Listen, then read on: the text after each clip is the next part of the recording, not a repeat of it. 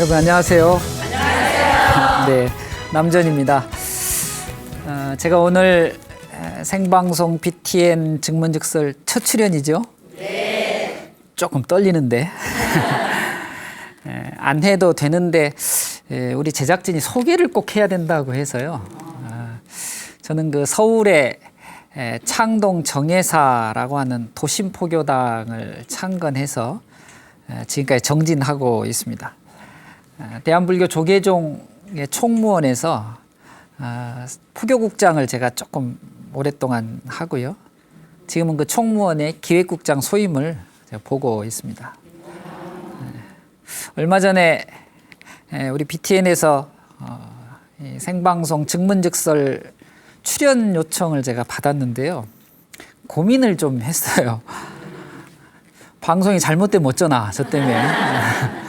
폐를 끼칠까봐 이제 그런 것이죠. 그래서 주저하고 했는데, 주변에 여러분들이 이 방송 포교도 굉장히 중요한 포교의 방법이다. 또 제가 도심 포교당에 그 10년 넘게 살고 있거든요. 그래서 느꼈던 여러 가지 그 신행의 모습들이 좀 있습니다. 또 그 종단에서 살다 보니까 여러 가지 문제들에 대한 고민이 제가 좀 많이 있거든요. 그래서 옛 말에 무식하면 용감하다 이런 이야기가 있는데 그래서 하겠다고 제가 했습니다. 비록 한 달에 한 번이지만 그 시청하시는 또 여기에 동참해 주신 여러 불자님들께서 신행생활을 하시는데 제가 조금이라도 도움이 되면 그것으로 참 좋겠다 그런 생각을 좀 해봅니다. 제가 오늘 방송에 앞서서 간단하게 한 말씀 드리고 시작을 할까 해요. 부처님 경전을 읽거나 또는 그 저희들이 공부를 좀 해보면 뭐 기도를 하든 불교에 대해서 관심이 있어서 수행을 좀 해보면요. 그분께서 설하신 그 내용들, 가르침들이 보면 사람에 따라서 가르침을 펴주셔요. 또 그 시대의 그 조건과 상황에 따라서 아주 적절하게 말씀을 해주시는 게 참 많습니다. 경전에. 보통 이런 형식을 저희가 불교에서는 응병여약, 대기설법, 근기설법 이렇게 표현해요. 이거 같이 한번 해볼까요? 응병여약 한번 해보세요. 응병여약, 근기설법, 대기설법. 근데 이제 그 응병여약이라는 것이 의사가 환자의 병에 맞춰서 약을 줘야죠. 아무 약이나 줘서는 안 되잖아요. 근데 그 사람이 가지고 있는 여러 가지 상황과 조건을 가지고 그렇게 얘기하는 게 좋습니다. 선생님께서 학생을 가르치는 것에 대한 문제로 고민을 하고 있는데 대답과 해법을 운전하는 방법으로 얘기하는 것은 좀 적절치 않은 거죠. 아이들과 아이들 가르치는 것과 이런 것을 주제로 하는 것이 막 좋거든요. 그런데 지금 사실 우리가 보는 경전들은 부처님께서 열반을 하신 후에 오랜 시간 동안을 거쳐서 여러 그 지역으로 불교가 전파되면서 그 지역의 환경, 종교 또 시대가 오랜 시간이 지나다 보니까 그 시대의 각각의 종교와 사상 이런 것들이 한데 어우러져 가지고 경전에 영향을 주고 그 내용이 담겨져 있어요. 그러다 보니까 양도 많아지고 설명은 굉장히 복잡해지는 경향이 좀 생긴 거죠.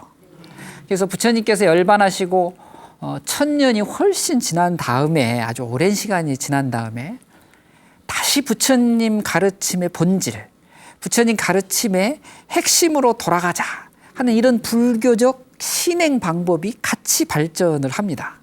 그래서 우리가 잘 알고 있는 대승불교의 자비사상, 또 선불교 아시죠? 참선하는 그 선불교. 또 지금 우리가 많이 불교를 이야기하고 있는 것 중에 하나가 마음공부. 뭐 이런 것들이 다 그런 흐름 속에서 같이 발전해 오고 있는 것이죠. 오늘 지금 여러분들과 제가 함께하는 생방송 BTN 증문즉설도 저와 여러분들 또 우리 사부대중이 살아가는 이 현상, 현실 속에서 모두가 가지고 있고 실제로는 또 다 느끼시는 거죠. 또 가질 수 있는 문제들이라고 저는 보는데 근데 그 중에서 이제 잘 풀어가지 못하는 문제들, 이걸 좀 함께 얘기하고 싶은 거예요. 그래서 얘기하는 도중에 그 실마리를 찾으면 굉장히 좋겠죠. 가끔 불자님들 중에는 이런 질문 해도 되나? 아유, 내 질문은 수준이 낮은데. 좋은 질문 해야 되는데. 이렇게 주저하시는 분들이 많이 계세요, 생각보다. 그러나 지금 내가 생각하고 있는 이 문제, 이 고민하고 있는 이 문제는 남들이 보기엔 별것 아닌 것 같아도 나에게는 가장 중요하고 심각한 문제들일 수 있거든요. 그러니까 누군가에게 도움이 될 것이라는 생각을 좀 해주세요. 누군가에게 의견을 갖다가 내가 낸 것이 저 사람의 고민도 이렇게 해결될 수 있겠구나 라는 생각을 해주시는 게 굉장히 중요합니다. 질문에는 좋고 나쁘거나 또는 중요하거나 하찮은 질문이라는 구별은 필요치 않거든요. 그러니까 무엇이든 질문해 주시면 좋겠다.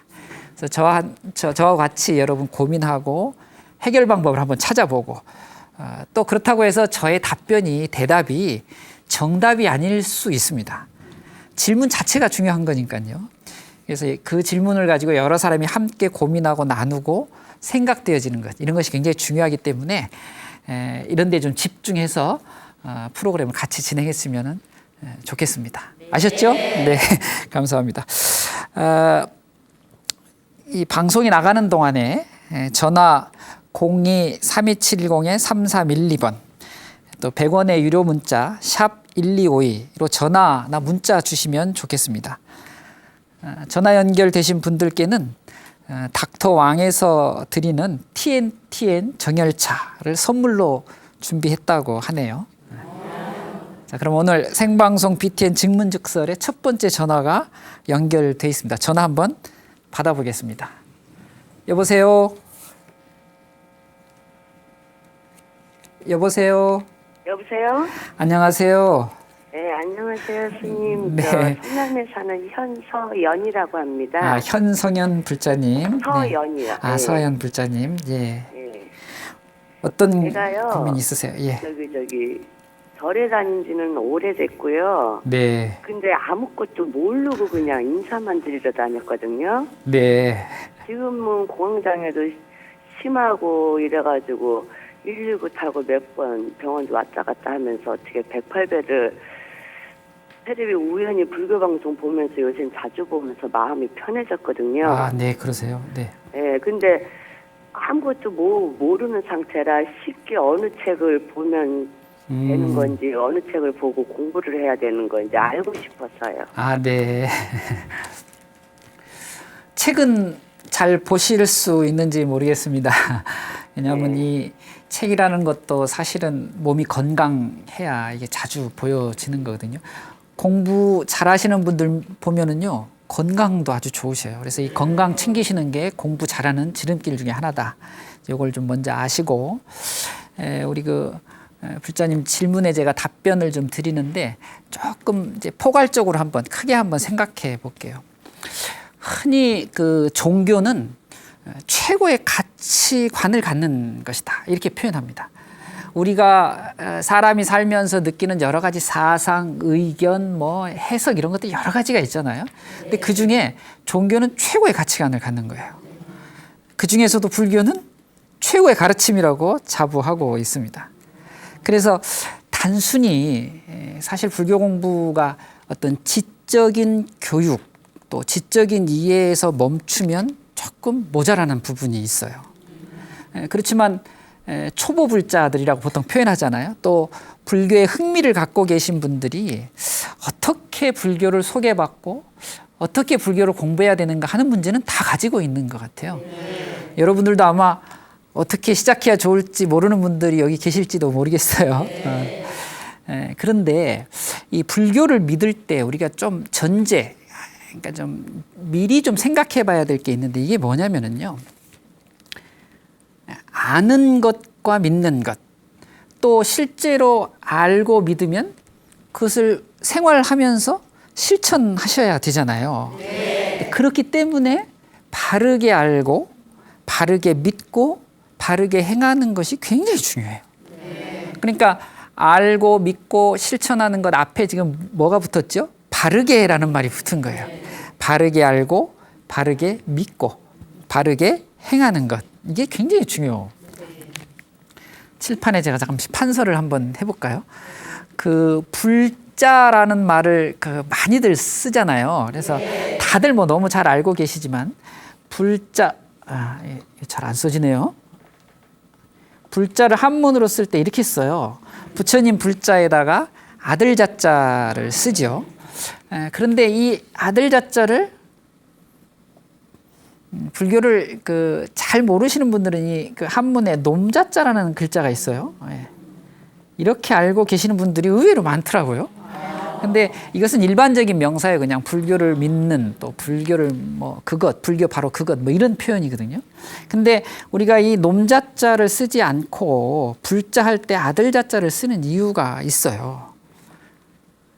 법화경이라는 경전 혹시 아시는지 모르겠습니다. 여기에 보면 종불구생, 이거 한번 해보실래요? 종불구생. 예, 이 말은 부처님 때문에 내가 존재한다, 이런 뜻이에요. 그러니까 부처님으로 인해서 나의 삶을 새롭게 받은 것, 이런 표현을 쓰거든요. 그래서 불자라는 표현을 쓰는 거예요. 부처님의 자식들이다, 이런 표현을 쓰는 거죠. 부처님을 어버이처럼 여기는 거란 말이죠. 그런데 한국에 불자가 많은 것 같잖아요. 근데 이게 보니까 이제 대표적인 지표가 두 가지가 있어요. 하나는 어디 이렇게 행사에 가시면 많이 얘기하시는데 1700년 불교 역사, 이런 말 많이 들어보셨죠?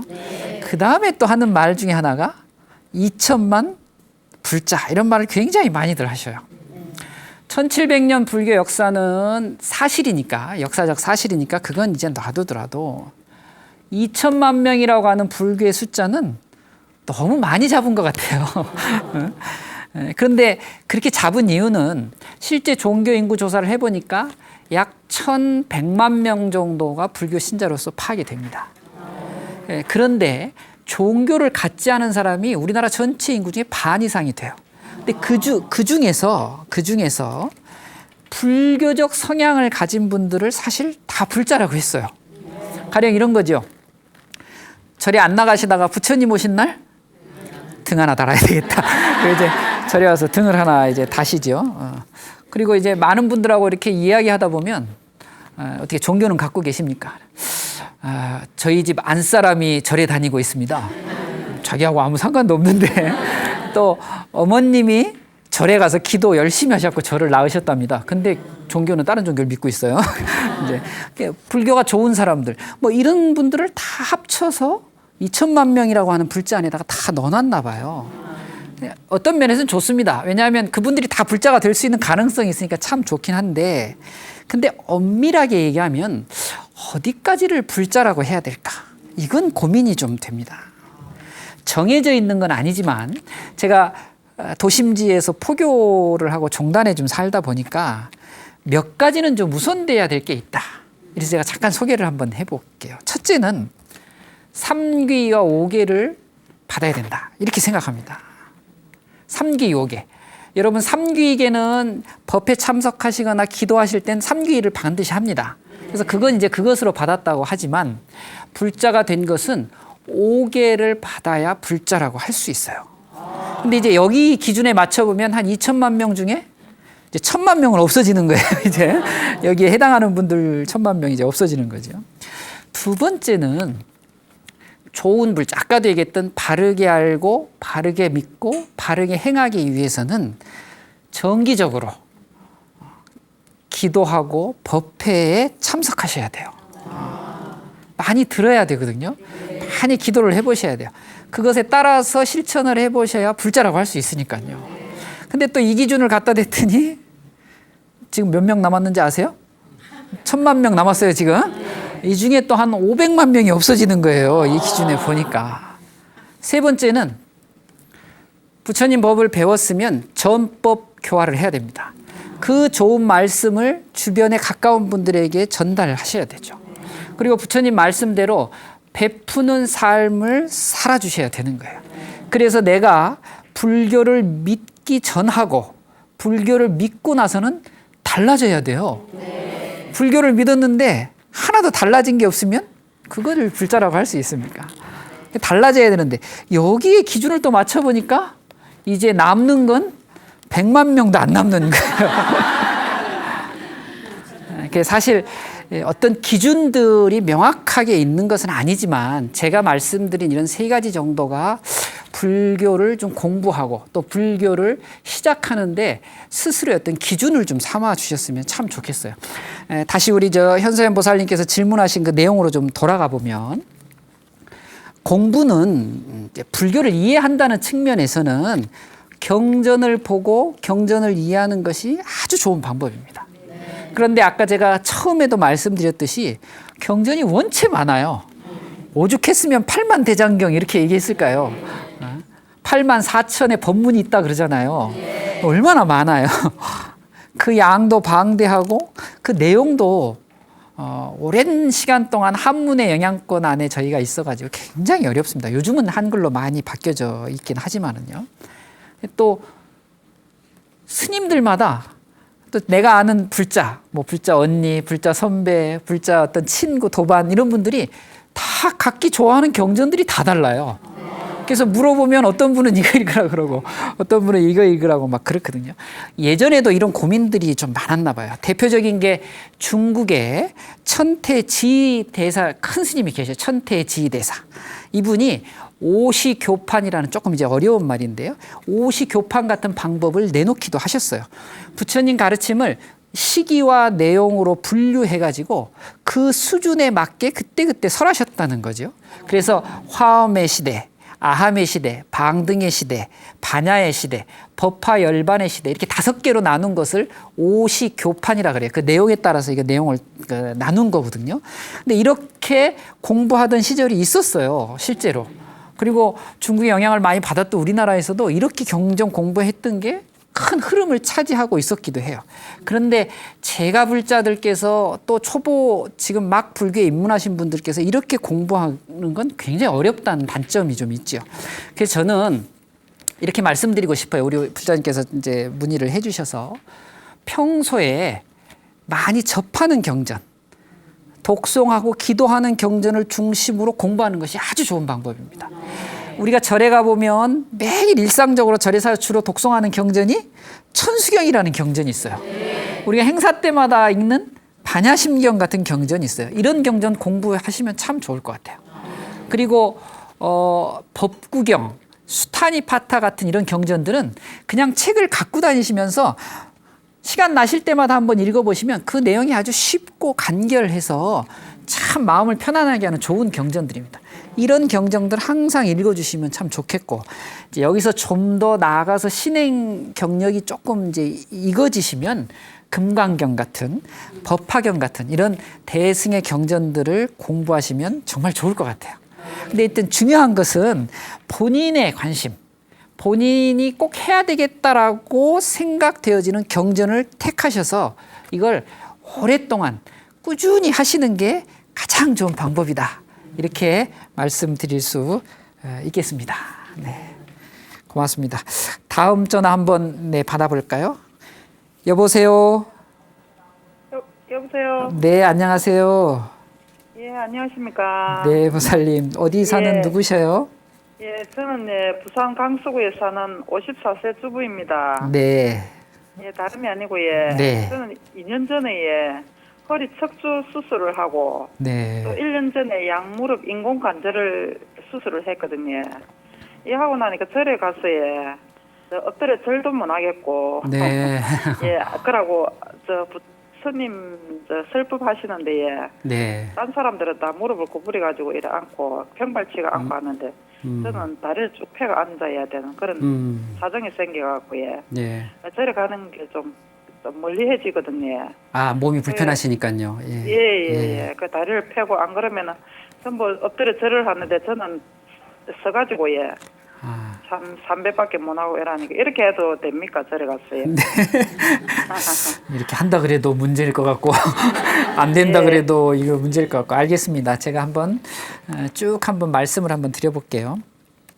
아까도 말씀드렸듯이 확실히 건강해야 공부도 잘하고 기도도 잘하고 수행도 잘할 수 있는 것이죠. 근데 이렇게 이제 살다 보면 또 나이가 드시면 어쩔 수 없는 경우들이 생기는 것 같아요. 이제 이 절하는 것, 절을 꼭 몸이 불편한데 해야 되는가, 이 질문에 대해서 한번 제가 답변을 한번 드려보겠습니다. 이런 걸 한번 생각해 보면 어떨까 해요. 우리가 다니는 사찰을 보통 우리가 절에 간다 이런 표현 하잖아요. 왜 절이라고 했을까? 제가 보기엔 여러 이론들이 많이 있습니다만은 또 학설도 있고, 절을 많이 하는 곳이라 절이라 그랬다는 말이 가장 설득력이 있는 것 같아요. 이왕에 질문이 나왔으니까 절하는 의미에 대해서 저희가 조금 공부를 좀 하고 그 질문에 답변을 좀 했으면 좋겠는데요. 우리 보살님도 좀 이런 점을 한번 생각해 보시면 참 좋겠어요. 우선은 절은 부처님께 예배하는 겁니다. 절에 갔으면 당연히 부처님께 절을 드리고 인사를 하고 예배를 하는 것이죠. 그런 게 이제 하나 있을 것 같고, 또 하나는 하심한다는 의미가 있어요. 한번 따라해 보세요. 하심. 예. 우리가 평상시에 갖고 있는 대부분의 생각들은 욕심, 성냄, 어리석음, 이걸 삼독이라고 하잖아요. 탐진치 이렇게 얘기합니다. 이런 생각들이 우리 삶 속에 정말 많이 자리 잡고 있는데, 특히 나를 위하는 이 이기심은 거의 본능이에요. 그래서 암안심, 이기심은 여러분들은 아니라고 하실지 모르겠지만 말하는 도중에 너무너무 많이 나타나고 있거든요. 우선 하심은 이런 암안심, 이기심을 절할 때 왜 온몸을 굽혀서 하잖아요. 상체도 굽혀야 되고 무릎도 관절도 지금 다 굽혀야 되는데, 이런 것처럼 온몸을 꺾듯이 그런 것들을 다 내려놓으라고 하는 그런 의미도 있어요. 그래서 절이 하심이라고 하는 아주 중요한 수행법 중에 하나예요. 또 하나 중요한 것은 절은 참회의 방법으로 이렇게 또 좋은 방법이 없어요. 아주 좋습니다. 지극한 정성을 갖는 그런 마음을 가지고 반성을 하고 앞으로는 이러지 말고 잘해야 되겠다라고 하는 다짐은 굉장히 좋은 마음의 자세인데, 이것이 표현이 바깥으로 어떻게 되냐면 절을 통해서 표현을 하는 것이죠. 그러니까 이 절이라고 하는 것은 부처님께 예배도 하고 하심도 하고 그 다음에 부처님께 참회 드리는 좋은 방법이에요. 뭐 이건 말고도 여러 가지가 있을 수 있겠지만 대표적인 의미이거든요. 그럼 한번 질문하신 내용으로 한번 다시 돌아가 볼까요? 절을 할 수 없는 상황이라면 어떻게 해야 되겠습니까? 이 의미만큼 가지고 계셔야죠. 절은 비록 못한다 하더라도 우리 지금 전화해 주신 보살님 같은 경우나, 또 사실 이런 경우도 있어요. 아예 신체적인 어떤 결함 때문에, 신체적인 문제 때문에 절을 할 수 없는 분들이 있어요. 선천적으로 그렇게 태어나시는 분들 있으시잖아요. 그분들은 그러면 절이 오면 안 되나? 그건 아니지요. 그래서 그런 분들은 이 절을 하는 의미를 잘 살리시면 될 것 같아요. 왜 절을 하는지를 분명히 이해하고 계시면은 앉아서라도 지극정성으로 할 수 있을 것 같아요. 큰 절을 할 때 상체를 합장하고 상체를 기울여서 반배를 하는 것이죠. 그러니까 몸은 절하지 못한다 하더라도 마음이 소홀해져서는 안 돼요. 지금 질문에 절을 안 하니까 자꾸 절에도 안 가겠는데, 이거 이러면 안 돼요. 그래서 절에 가셔서 남들 절할 때 비록 절은 못 하시지만 반배라도 하시고 그 절의 의미를 잘 새기시고, 또 이런 말씀은 어떤지 모르겠습니다만 절이 참 좋은 게 방석이 크잖아요. 방석을 한 2개쯤 가지시고 쭉 발 뻗으시고 덮으세요. 안 보이게. 그리고 반배하시면은 될 것 같아요. 어른 스님들 말씀에 이런 말이 있어요. 일념삼천이라는 이야기가 있어요. 한번 해보실래요? 일념삼천. 제가 이 한문을 한번 써볼게요. 이 한일자에 생각념자를 써가지고 삼천이라는 숫자를 쓰는 거예요. 일념삼천. 그래서 한 생각에 3,000번의 마음을 거기다 다 모아넣는 것이죠. 이걸 절하는 것으로 비유를 하게 되면 한 번 절을 해도 어떻게? 3,000배의 정성을 기울여서 절을 하는 거예요. 그러니까 마음 먹기와 그 마음 먹는 것을 갖다가 어떻게 표현하느냐에 따라서 공덕이 생기는 것이지, 사실은 절을 많이 하면 뭐 공덕이 생기긴 하겠지만은 정작 중요한 문제는 그런 것이죠. 그러니까 굳이 형식과 의례를 따지지 않더라도 마음으로 그 의미를 잘 새기시는 것만으로도 아주 충분한 큰 기도, 큰 수행이 되는 거예요. 절을 좀 해보신 분들은 아시겠지만은요, 절 108배 쉽지 않습니다. 저나 여러분들처럼, 여기 계신 분들처럼 많이 해보신 분들은 쉽겠지만은 아닌가요? 대답이. 절을 처음 하는 분들, 또 불교에 처음 입문해갖고 108배를 하는 게 굉장히 힘듭니다. 그런데 이걸 1080배 하는 건 그 정성만으로도 대단한 거예요.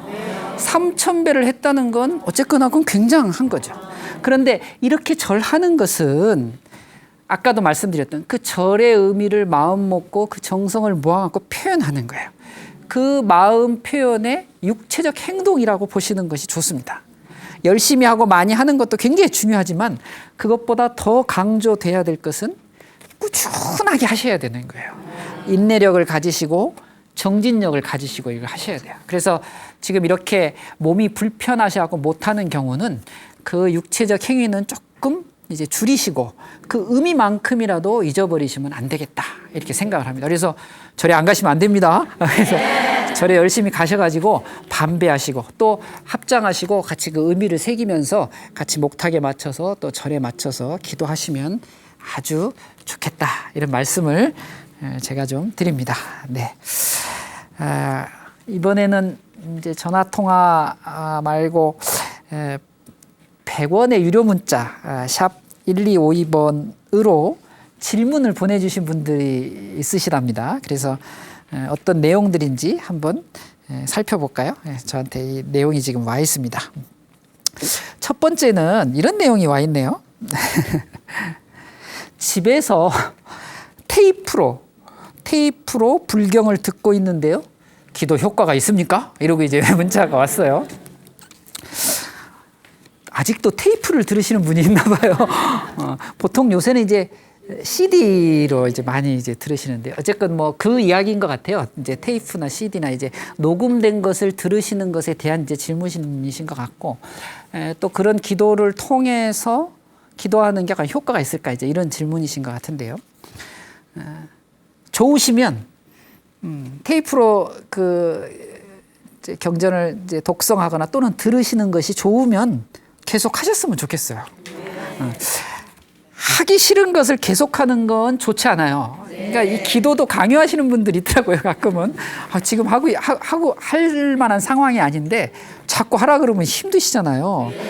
그래서 하기 싫은 걸 계속 하라고 하는 건 좋지 않지만 좋을 때는 듣는 것이 좋고 따라하시는 것이 좋다면 계속 하셔요. 그런데 이 질문 중에 효과가 있을까요? 이런 질문이 있어서 이제 여기에 이제 초점을 한번 맞춰서 답변을 좀 해드렸으면 좋겠는데 효과라는 것이 아마 이런 게 아닐까 싶어요.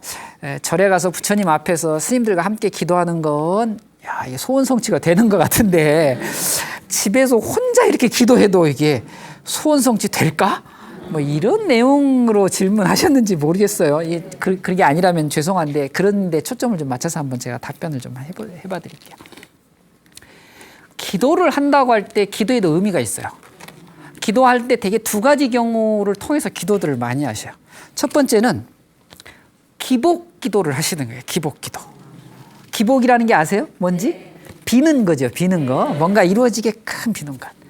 좀 어려운 말로는 현세적인 이익을 성취시키고자 하는 기도예요. 현세적 이익이 뭐가 있어요? 재앙이 좀 소멸됐으면 좋겠고 그 다음에 또 뭐? 부자 되세요. 이런 말씀 참 많이 하시네요. 그 다음에 출세하고 뭐 이렇게 승진하고 막 이런 걸 그 현세적 이익이라고 해요. 요즘 많이 하는 기도가 뭔지 뭐냐면요. 조금 이따가 됐거든요. 입시 기도들 참 많이 하세요. 기도해서 대학만 갈 수 있으면 얼마나 좋겠어요. 근데 갈 수 있어요. 이거 나중에 제가 한번 따로 질문이 들어온 말씀을 한번 드려볼게요. 그런데 이 기복의 기도는 사람들이 좋다 나쁘다는 관점에서 좋지 않다 이렇게 생각하시지만 전 생각이 좀 달라요. 이 기복의 기도는 기도를 이끄는데 그러니까 불교라고 하는 종교를 입문하는데 굉장히 좋은 수단이고 도구예요. 그리고 여러분들 기도의 습관을 만들어 나가는데 기복 기도만큼 좋은 게 없어요. 뭘 해주세요 이래야 좀 간절해지지 않습니까? 뭐 저는 기도해도 부처님 뭐 상관하지 마세요 이렇게 기도하는 사람들 많이 없잖아요. 그래서 현세적 이익을 가지고 기도하는 게 나쁜 건 아니에요. 기도의 습관을 들이는 데는 이게 아주 유용합니다. 그런데 기도의 또 다른 의미 한 가지가 있어요. 이게 뭐냐면은 수행으로 기도하는 거예요. 그래서 불교의 입문을 기복의 기도로 입문하셨지만 신행생활을 하시다 보면 이것이 수행의 기도로 나아가셔야 돼요. 그런데 아까 처음에 얘기했던 바르게 알고 바르게 믿고 바르게 행하는 이걸 잘하지 않으면 여전히 기복의 상태로 남아 있어요. 기복은 아니라고 하겠지만은 대부분은 욕심에 근거하거든요. 욕심 버리라고 하는 불교 부처님 가르침에 맨날 욕심으로 기도하면 되겠어요? 그러니까 기도도 잘 하셔야 되는 거죠. 그래서 기복의 기도가 필요해요. 습관을 들이고 기도를 자꾸 하는 어떤 그 계기를 만드는 데는 이게 참 중요한데 그 기도가 공부나 수행과 기도를 통해서는 수행의 기도로 나아가셔야 되는 것이죠. 소원 성취에 대한 목표가 딱 생기면 어떤 생각을 하셔야 되냐면 그것을 이루기 위해서 적절하게 다짐하셔야 돼요. 우리 이것을 불교에서는 발원이라고 하죠. 또 그걸 다짐했으면 그것을 이루기 위해서 노력하셔야 돼요. 절에만 가고 장사하시는 분이 가게 문 닫아놓고 절에만 가면 장사 잘 되게 해주세요. 장사 이룬다고 장사가 잘 되는 게 아니잖아요. 일은 열심히 하셔야 되는 거니까요. 그래서 바르게 다짐을 하셨으면 그것을 실천하기 위해서 몸과 마음을 통해서 노력을 하셔야 됩니다. 가끔 기도하시는 분들 중에는 저한테 이러시더라고요. 선생님 바빠서 기도하기가 좀 쉽지가 않습니다. 시간 내기가 쉽지 않습니다. 그래서 스님이 해주세요. 이런 분들이 가끔 계세요. 기도는 시간 날 때 하는 것이 아니라 시간을 내서 하셔야 되는 거예요. 내 24시간의 하루의 계획 중에 우선순위가 돼야 돼요. 다른 거 다 하시고 나서 시간 나면 기도해야지. 못해요. 직업이 없어도 바빠요. 스님이 절에만 있는 것 같은데 나도 굉장히 바쁘거든요. 순위를 잘 잡아놓으셔야 돼요. 우선순위를 잘 잡아놓으셔야 돼요. 이 문자 질문으로 다시 한번 돌아가서 기도하는 방법이 무슨 표준으로 정해져 있는 것은 아니에요. 이게 이렇게 해야 된다라고 정해져 있는 건 아니에요. 개개인의 특성, 또 환경 이런 것들을 고려해가지고 신행하시는 사찰의 스님들께 조언을 좀 받으시면 좋겠어요. 지도를 좀 받으시면 참 좋겠어요. 테이프를 듣는 기도를 꾸준히 하시는 게 굉장히 좋을 것 같아요. 테이프를 들으면서 이왕 하시는 거니까. 그리고 이 테이프를 듣고 기도하시는 걸 이왕이면 생활화 하시는 게 참 좋습니다. 그리고 그 테이프를 듣고 기도하는 정성을 예배하고 참여하고 발언하는 그런 보살의 행으로 연결시키셔야 돼요. 그냥 그것만 좋다고 그것만 듣고 계신 게 아니라 그걸 통해서 얻어지는 어떤 기쁨이나 얻어지는 가르침을 가지고 그걸 삶 속에서 자꾸 실천해 보시는 것이죠. 기도는 우리가 가지고 있는 선근 인연을 가꾸는 가장 좋은 방법 중에 하나예요. 여러분 기도하면 행복해집니다. 열심히 하십시오. 네, 문자 답변이 됐는지만 모르겠습니다. 전화 연결이 하나 돼 있네요. 한번 전화 연결 한번 해볼까요? 네, 여보세요. 예, 스님 안녕하세요. 안녕하십니까? 예, 네. 여기는 분당입니다. 분당, 예. 예. 제가 스님께 여쭙고 싶은 것은요. 네. 여기 분당에는요, 교회가 참 많습니다. 네. 그래서 이 가가호 이렇게 두 사람씩 짝을 지어서 방문해서 그 전도를 많이 해요. 네네. 그렇죠. 예. 그리고 이제 또 이렇게 가게 하시는 분이나 또 간혹 아는 분들을 이렇게 만나면은 이런 소리를 하고 있어요. 성철 스님이 열반하시기 전에 하신 말씀 있잖아요. 성철 스님, 예. 성철 스님이 열반하시기 전에 하신 말씀이 있는데 아마 내가 허물을 그동안 많이 지었다. 그런 말씀이 들어가는 것 같아요. 예. 그러는데 이제 그 말씀을 인용하면서 성철 스님도 그렇게 말했지 않느냐. 당신이 허물이 많다고. 그러면서 이제 이 성철 스님이나 우리 불교를 이렇게 부처님 말씀을 폄하해가지고 이렇게 얘기를 하는데 제가 아. 이제 제 나름대로 그 사람들한테 대답은 했어요. 네. 근데 솔직히 얘기해서 성철 스님 그 말씀이 상당히 깊은 뜻이 있지 않습니까? 네. 그렇죠. 그래서 그 말씀을 좀 더 제가 또 만날 수도 있고 안 만난다 하더라도 제가 그 말씀을 정확히 이해하고 또 우리 불사들도 정확히 그 말씀을 좀 숙지하고 있으면 언제 어느 때 누가 물어봐도 네. 대답을 그래도 제법 할 것 같아서 네. 스님께 한번 여쭙습니다. 네. 성철 스님 열반송 말씀하시는 거죠? 예, 예. 예. 제가 지금 깜짝 놀래갖고 열심히 썼어요. 열반송 기억하느라고. 한번 제가 읽어볼게요. 네. 성철 스님 열반송이 이렇습니다. 그 생평기광 남녀군 미천죄업 과수미 활함아비 한민단 일륜토홍 괴벽산 이렇게 그 열반송을 남기셨어요. 이제 한문이 너무 어려워서 제가 쓰지도 못하겠어요. 한문을. 번역을 좀 제 나름대로 좀 해드린다면 이런 거죠. 일생 동안, 그러니까 평생 동안 남녀의 무리들을 속여서 그 죄업이 하늘을 넘쳐서 수미산을 지나친다. 그런 말씀이죠. 산채로 무간지옥에 떨어지니 그 한이 만갈래나 되는구나. 맨 마지막에 중요합니다. 이게 그 어려워. 일륜토온 괴벽산이라 그래서 둥근 한 수레바퀴의 붉음을 내뿜으면서 푸른 산에 걸렸도다. 뭐 대충 이런 그 번역을 할 수 있어요.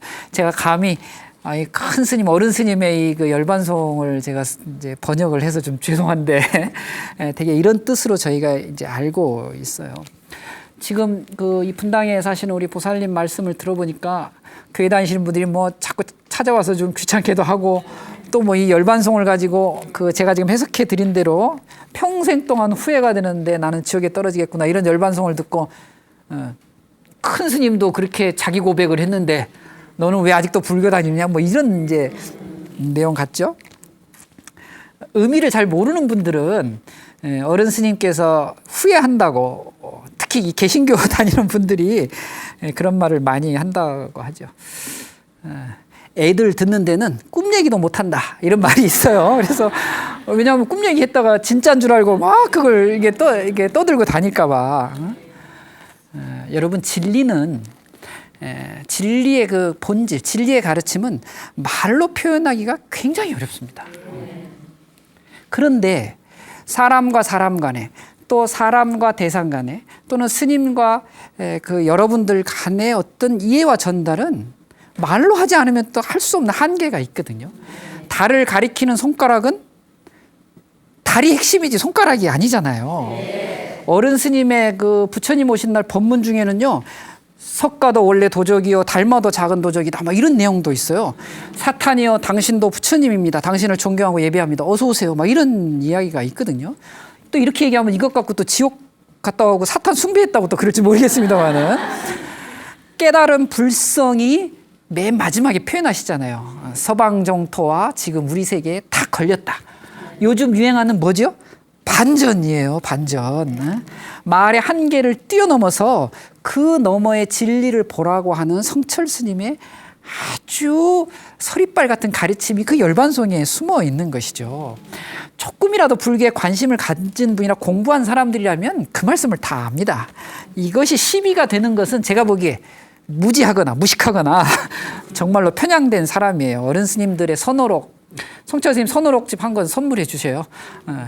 저 김수환 추기경님이 나는 바보다 이랬는데 그러면 이분들은 김수환 추기경 진짜 바보다 이러고 다니는 분들이거든요. 그러니까 그런 게 중요한 건 아니니까 우리 이제 보살님들께서도 질문하신 분도 마찬가지고 나는 불교를 믿어서 참 행복하다 이런 말씀 해주시면 참 좋겠어요. 그렇게 답변을 좀 드릴게요. 예, 어떻게 하다 보니까 시간이 벌써 다 지났네요. 빨리 끝내라고 저쪽에서 자꾸 얘기를 했어요. 이 생방송 증명즉서를 많은 분들이 좋아하는 이유가 아마 내가 궁금했던 내용들이 이 시간을 통해서 이제 많은 분들도 알게 되고 또 앞으로 정말 더 많이 배워야 되겠구나 하는 이런 것들이 있어서인 것 같아요. 그래서 오늘 이 시간이 여러분들 신행생활에 조금이라도 도움이 됐으면 참 고맙겠습니다. 저는 한 달 후에 다음 이 시간에 다시 찾아뵙도록 그렇게 하겠습니다. 감사합니다. 성불하십시오.